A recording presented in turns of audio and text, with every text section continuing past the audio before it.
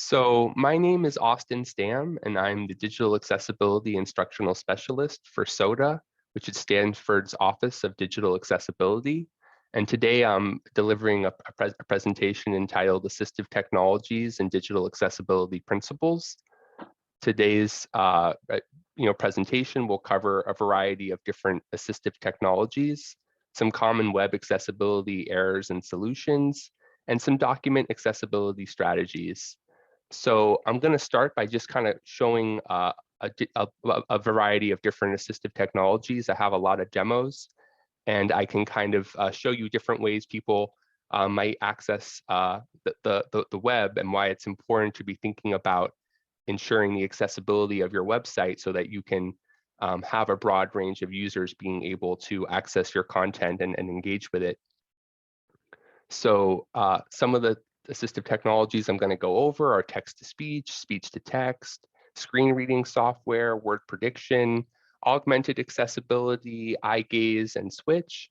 And I'm going to start with a little text-to-speech demo. So this is going to be a demo of read and write software. There are a variety of text-to-speech programs as well as certain applications that have built-in text-to-speech features. One of the most common text-to-speech programs is Read and Write, and at Stanford, all students, staff, and faculty have access and can create a Read and Write account. With Read and Write, a student can go on to a website, and if they want that website read out loud, they can just highlight some of the text and click the play button, and the website will be read out loud. Stanford transitions to 100% renewable electricity as second solar plant goes online. Stanford completes the university's transition to 100% renewable electricity as solar generating station number 2 begins commercial operation. This kind of software can be useful for someone with a reading disability like dyslexia, or someone who just doesn't have the time at the moment to look at the screen and wants to listen to an article while they're working out or commuting on the train. So that's a little demo of the text-to-speech software. And I think if you were interested There in are a trying it variety. out, there is information on the OAE website, the Office of Accessible Education, for how to access the read and write software. The next demo I have is just showing some speech-to-text software.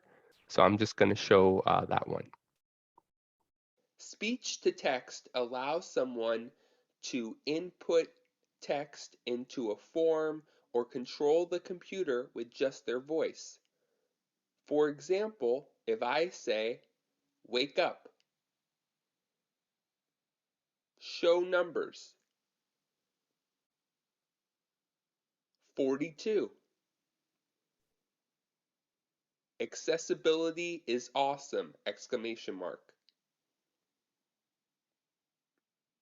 go to sleep. I can control the Mac with just my voice and dictate into the website's forms using voice control, which is built into Mac OS. There are additional speech-to-text features built into Google and Microsoft products too. So that's an example of speech-to-text. What's important to note is that it's not just for dictation, but it can also be used for navigation. So if you're looking at like a website and you're trying to navigate the selectable areas, you need to make sure that those are marked similar to how a screen reader would be using with the tab order. And so the numbers show in a linear way for someone to be able to navigate. Speech I now have a quick demo of using some screen reading software. So I'm just going to show that one. Screen reading software is different than text-to-speech software because it provides structural and navigational context.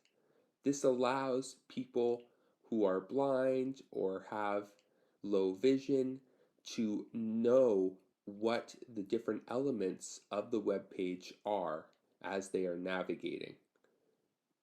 On the Mac platform, VoiceOver is the screen reading software that is built into the operating system. On Windows, it is Narrator, but you can also install NVDA and JAWS, which are more popularly used. On iOS, there is VoiceOver, and on Android, it's called TalkBack. I am demoing this on a travel website for the airlines. All the airlines need to abide by the Air Carrier Access Act, which requires them to meet Web Content Accessibility Guidelines 2.0 or WCAG 2.0. So they generally have a higher level of accessibility than a traditional website. I'm going to enable the screen reading software, and then what you can do on a Mac is you can click Control Option U, and that lets you see the different links and heading levels, which can provide you an understanding of how a screen reader user may be navigating your website. So as you can see in VoiceOver, I can go and hit this Control Option U. Headings menu. And I can see all the headings and how they are labeled for the site. So just giving a quick viewpoint of the screen reader, it has the headings, the forms, the links, and landmarks in this viewer. And then what you're able to do is kind of look through and make sure that like your links are described, your headings are appearing in a linear way, your forms are well described, so that you can identify if something is missing or should be updated. In addition to that, Form controls menu. Landmarks menu. Frames menu. Window spots menu. Links menu. so for example, if there was a missing link or a link that lacked description, you could go in and know which ones those are. The other thing that you can do in the screen reader pretty easily is use the tab key to go across and make sure that the tab is functioning in a linear way where you're able to follow visually it's matching up and going down the web page. You don't want it to be jumping from the bottom of the page to the top of the page, or to have a focus icon, which is kind of showing you where you're focusing, to be skipping around. So we can try that out. You are currently on a blank image. Earn miles with previous slide button group. Next slide button group. Play slideshow button group. Book selected tab. Search flight selected link. Hotel opens another site link. Car opens in a new window. Search flights round trip. Redeem miles unchecked. OAK contact link. From airport lookup to city or airport edit link to airport lookup. You are 1 number of passengers. So you can see I'm tabbing through the web page and it's functioning in a linear way. It's not jumping from the bottom of the page to the top of the page. Each element is being described. If there was an image, it's telling me about that image and what it is of. And those are really key things to be thinking about. And as I'm navigating, all I'm doing to do that is the tab key. If you want to go back, it is Shift Tab. So that's just kind of a little preview of how the screen reader really presents the information from a structural and navigational perspective. So again, there's a variety of different screen reading software. This is built in, this is Mac, so Mac has VoiceOver built in, but you can kind of use that to see the rotor and kind of check the website. The next one I want to show is word prediction. One of the things to be thinking about is some users, when they're inputting text, it could take a little bit longer to be inputting that text. So it's important to be thinking about like a server timeout and maybe putting something to let them know, to save your work or complete in like a Word document and copy over. But this is kind of a word prediction software that I'm going to demo. Co-Writer is word prediction software that provides users with a bank of words that they can choose when inputting text. You can see in this demo here, I have a form. I'm going to click on the Co-Writer extension which I installed, and I'm going to click in the form. I felt very prepared for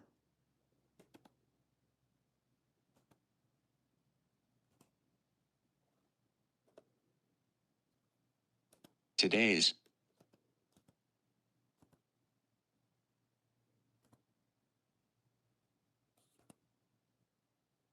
I felt very prepared for today's lesson. So this software is word prediction. It's using the bank of 1 through 5 to kind of come up with the different words. And again, what I'm kind of saying is if you're inputting into a form, you want to be aware of server timeouts and people losing their work as they're trying to add the information. Another type of software is Beeline Reader, and I'm going to show a little demo of how this software works. Another app in the Google Chrome store that is available is called Beeline Reader. And this is an app that actually augments a web page to display it in ways with color and by changing the font to try and make it more accessible for someone who has dyslexia or some other kind of reading disability. So, for example, this is a news article from Stanford, and you can see that it has traditional font. But then, if I open the same article with Beeline Reader, you'll see that the font is now colored to try and help someone with dyslexia from jumping lines in the text. And it can also be easier to read for some people if you like seeing the different colors in it and you find that helpful for focusing. In addition, with Beeline Reader, there are some other options that are kind of cool. You can change the color of the text. You can also easily increase the font size, so if you wanted to make the font a little bigger, you could. And then there's also an option to input Open Dyslexic font, which is a font with a heavier bottom designed for people with dyslexia who have a tendency to jump line. This kind of font makes it less likely that someone will jump a line when reading. That's kind of the idea.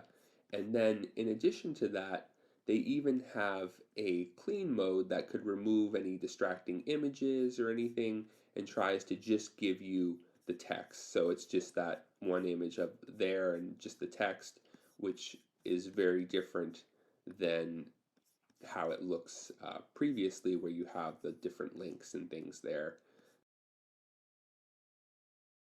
So Open Dyslexic, the font that's being demoed there is a free font that you could download, but Beeline Reader and then the previous software Co-Writer, they both have a charge. I believe it's a subscription charge to be able to use the software. Co-Writer is So I'm just going to cover a couple more different softwares, just kind of talking about them a little bit. And what I want to highlight is how when you're using some software like eye gaze, which is trying, as you can see with this little diagram, there's a camera kind of in the monitor. It's tracking your eye movement as you're staring at the screen to kind of match up where you're looking. It's relying on those elements being, focusable and having the correct tab order. So this is another assistive technology where website accessibility comes into play, and so that's one to consider. And this is one where the user would stare at the particular part of the element that they want to access, and then it will register it and open that element. There's also devices like a switch, which can be programmed to perform a specific action. Generally, the software, very similar to how something like a screen reader where you saw the different tabbing and it's going across the different focusable elements. That's how the switch kind of works. And then when it gets to the one that they want, they'll click the switch and it will select that element. But if the element isn't in the tab order, isn't focusing right, they could encounter difficulties being able to access the web content. Another one that's kind of similar to the switch is like a sip and puff. And what that does is it works off air pressure adjustments. So as you know, they can either breathe into the sip or breathe and puff and breathe out. And that air pressure adjustment will register a response. But generally, it's reading off the different content and you know, based on the tab order. And then when it comes to the one that they want, they'll make the selection. So those are kind of, and you can see in the image here, there's a wheelchair user who is activating the sip and puff and being able to interact with the content on the screen. So those are kind of some different assistive technologies. I'm going to kind of transition over into some common web accessibility errors and solutions. So one of the big web accessibility studies that happens every year is through an organization called WebAIM, and they do the WebAIM Million, where they look at the top million homepages and they try and figure out, they ask two key questions. They asked how many accessibility errors are on the average homepage, and what percentage of the websites tested had a WCAG on their homepage, had a WCAG failure on their homepage. So those are my questions to you, but what they kind of do is analyze the homepage and they figure out how many accessibility errors are on the average homepage and how the different WCAG failures, and they even go more in depth.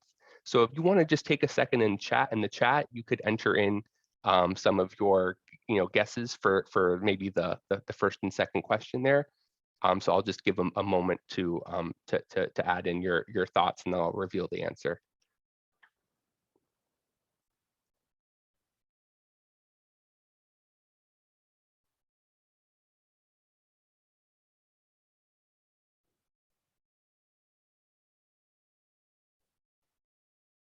Someone said 48, 100%. It's pretty high for the second one. 50%. Okay, so I'll reveal the answers. So what they are is the average number of failures on the homepage is a 50.8 errors per page, and then the percentage of websites tested that had a WCAG failure on their homepage was 96.8%. This was actually reduced a little bit compared to the previous year. I want to say around half a percent or so, but generally the number is very high. So if you're thinking about some of the most common accessibility errors that are there, some of them that come up are color contrast issues, missing alt text for images, empty links, and missing form input labels. And the percentages, the color contrast issues, like 83% of the websites tested, and then the missing alt text and empty links is around the 50% mark, and missing form input labels is a little bit less than 50%. But it's all very those are some of the most common ones. So when we're thinking about color contrast issues and how to check, I'm just going to show a little demo here of how you can kind of check for different color contrast issues that might come up. Stanford's Office of Digital Accessibility has a guide that goes over how to use color accessibly for your website. There is also a Web Interactive Colors guide that goes over how to use the Stanford branding accessibly. In addition, you can use a web accessibility checker like the WebAIM accessibility checker, or you could use the color contrast analyzer, which is available for Windows and Mac, to check the color contrast for your website. So this is a demo website, and what I'm going to do is pull up the color contrast analyzer. I'm going to use the eyedropper here, and I'm just going to drop where it says the free penguins, and then I'm going to drop again on the background. And we can see here it passes large text but fails regular text for the WCAG or Web Content Accessibility Guidelines 2.1. And what you can do with this information is know how to adjust the color contrast ratio. And if you increase that color contrast ratio, you will be able to create a website that is more accessible. So I think that's an important aspect to look at. I'll just show you a quick example here with the color contrast is, as I adjust the contrast ratio, you can see that it's failing now. But if I go over and drag it, let's see, if I drag it down more, now it's passing. So you can kind of make those adjustments as you go and figure out what color works best and meets those accessibility guidelines. So that's a free tool, the color contrast analyzer. Stanford's Office of Digital Accessibility has a that's a free tool, the color contrast analyzer, and you can use that to check the color contrasts of your different websites and make sure that the text is a high enough contrast ratio. The next thing I want to talk about is described links. It's important to be thinking about the links that you're presenting and making sure that they're descriptive. You can see on this image on the right, actually I'll start on the left. On the image on the left is from the Apple Store, and you can see it says things like Mac, iPad, iPhone, and it has pretty clear what the landing page is going to be. If you click on the iPhone, you're going to go to the iPhone landing page. But if you look on the image on the right, you'll see it says links, learn more, read more, view more. It doesn't tell you anything about where you're going to be going. So it's important to be thinking about using links that are descriptive. And I'd refer to my colleague Claire. She actually for WebCamp did a presentation on accessible names, and that goes much more in depth about how to use the naming appropriately. So I would recommend checking that out if you're interested. Another aspect to this is alt text, being able to describe what the image is. You can see in this image it's saying that to choose an image and then add the alt text for that image. You want to add roughly 100 to 125 characters describing what the image is. It's important to be thinking about, is the image simply decorative? Because you could mark it as decorative. And if it has no visual, if it has no input other than being, kind of visually pleasing, but if it's conveying content, you want to distill down what is the meaning behind that image, and being able to write good alt text is very important. The next thing I want to look at is accessible form errors. It's important too, when you're thinking about forms, to make sure that the error gets focus or gets attention, so the screen reader user knows, for example, what the error is. But it's also important to really describe that error too, because a lot of times you will see an error message. In this one, that in the image says, an error has occurred. Please address the following errors and resubmit the form. First name field may not be blank. Email address field may not contain spaces.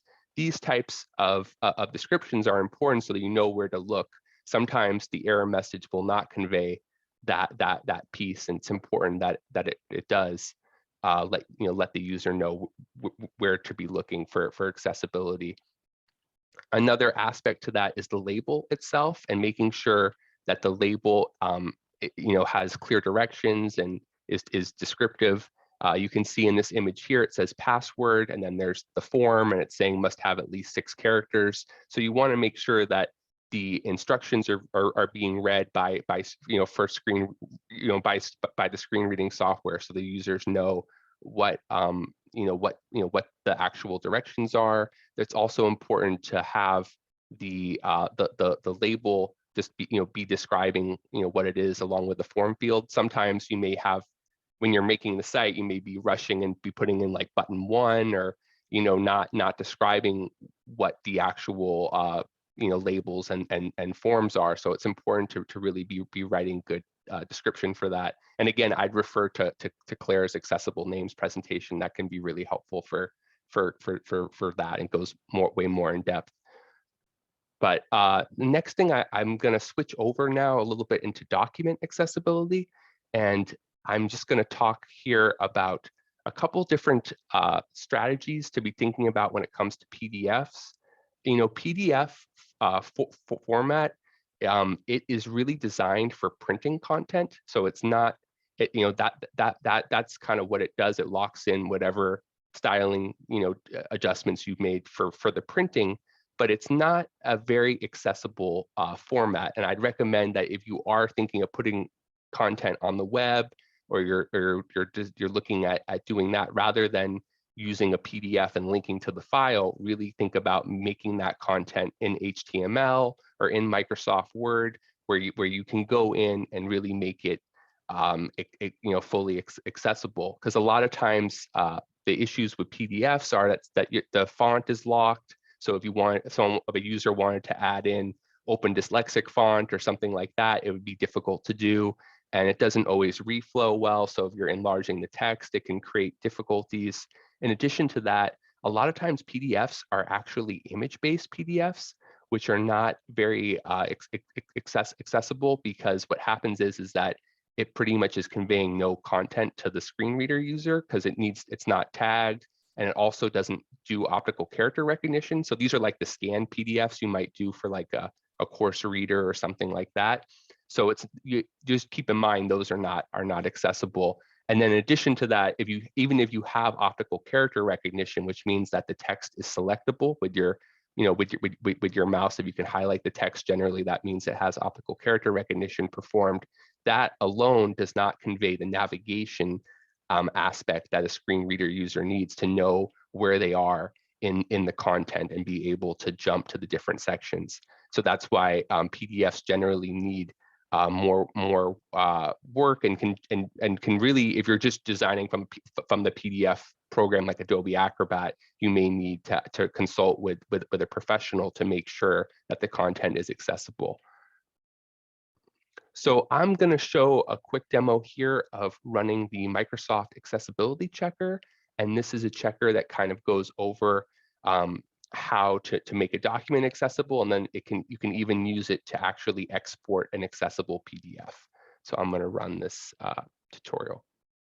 So this quick tutorial is going to provide accessibility strategies when working in Microsoft Word. It is important to remember that screen readers read out the content to provide a description and navigable elements throughout the page or the website. So what you want to do when you're working with a Word document or a website is incorporate heading levels, which kind of chunk the content in a way that's navigable for screen reader users. You can access the heading levels through the Styles pane in the Home toolbar in Microsoft Word. When you click on it, you can just choose all styles, and you'll see all the different heading levels up to 9 that are available. Generally, you'll be working with 1 through 4. At the top of the document, you want to include a heading level 1, which will be the first heading level read by the screen reader. So what I'm going to do here is click Update Heading Level 1 to match selection, and now this is a heading level 1. Similarly, I can do this with the course description. I could go in and click Update to Heading Level 2, and now this will be a heading level 2. And then I can go down and choose heading level 2. And what's important to note is that it saves the styling that you've selected. So for example, if I highlight this one and choose heading level 2, it will automatically bold it. So there's an advantage to using heading levels in a Word document, because you are actually saving time yourself by being able to have these styles saved and just easily implemented. In addition, if I go over here with this attendance and in class, maybe this is a heading level 3, so I'll italicize it, maybe underline it, and then I'll choose over here for heading level 3, I'll click Update to Match Selection, and then I'll go over here, and I could also go on this side and just click heading level 3, and then it will implement that. The next thing to keep in mind is that when you are providing links in a document, you want to make sure that you are using hyperlinks and not writing out the full link. So for this example, I could put something in that says see course description, and then I could go and just select the link that I've written out and just copy it over. And I could do this by clicking Control click or right click and choosing hyperlink, and then I can just paste in the link, and now this will be read by the screen reader, and it'll be a lot easier to understand for it to say link course description rather than link and then a long address.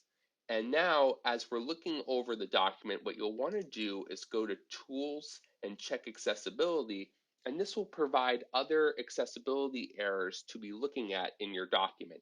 In this case, we have two errors that are coming up. I'm going to look at the hard to read error first. This is showing me that there is specific text with this red font that is difficult to read because of the color contrast ratio. Now, if I highlight this text, I could go in and maybe make it a different color. And if I make it another color, it could then be easier to read. So I'm just going to do that and maybe bold it. And then there, it's now that error has went away. In addition, there's another error here talking about this image and that it needs to be alt text. To add alt text to an image, you'll control click or right click on the image, and then you'll go to edit alt text and you'll add in the alt text for the image.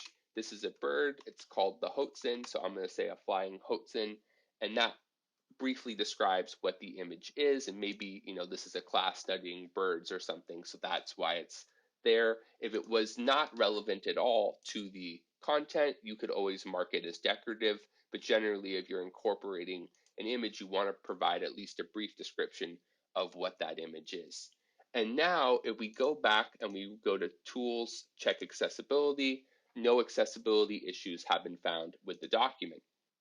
So the last thing you can do if you want a PDF is go File, Save As, and you can choose sample syllabus. Maybe I'll put accessible, and then you'll want to save it as a PDF, and you'll want to choose the one that says best for accessibility, not best for printing, and you'll click Export. So now I have opened the accessible PDF and I have configured VoiceOver, which is a screen reading software. And I'm just going to show you how you can navigate the PDF document using heading levels with a screen reader. So I'm going to hit Control Option U to bring up the rotor. No items in table menu. No And item I'm going to heading go menu. to heading levels. Sample syllabus And you template. can see the different heading levels listed. And if I wanted to go to one Heading of the level heading one, levels, sample syllabus it will template. take me there. You are If I heading go menu. back and I want to go to Heading another level two, one, it can take professionalism. me there. You are currently on a heading And you'll see heading that it menu. also reads out the heading level too. Objectives. Heading level 2 objectives. You are currently on a heading level 2 inside of a page. So that is how a screen reader will interact with the document that includes heading levels, and you can see why they are so useful. So I hope that was helpful for the tutorial. So this quick tutorial, And that kind of concludes the presentation. I want to mention, I'm going to put in the chat right now some different links to upcoming accessibility presentations that our office is providing. So just check the chat in a second. I'll put those in, and please let me know if you have any questions. Yeah, you can either unmute yourselves or write something in chat. And if you have questions for Auston. I have a question. Yeah, go for it. Auston, you mentioned Beeline and the clean mode that removes, distracting parts of the page. Does it remove ads? I'm not sure if it does. That's actually a good question. I think it could potentially, but I didn't test for that, so I'm not 100% sure. I'm curious. Kill two birds with one stone potentially. Yes, that's true.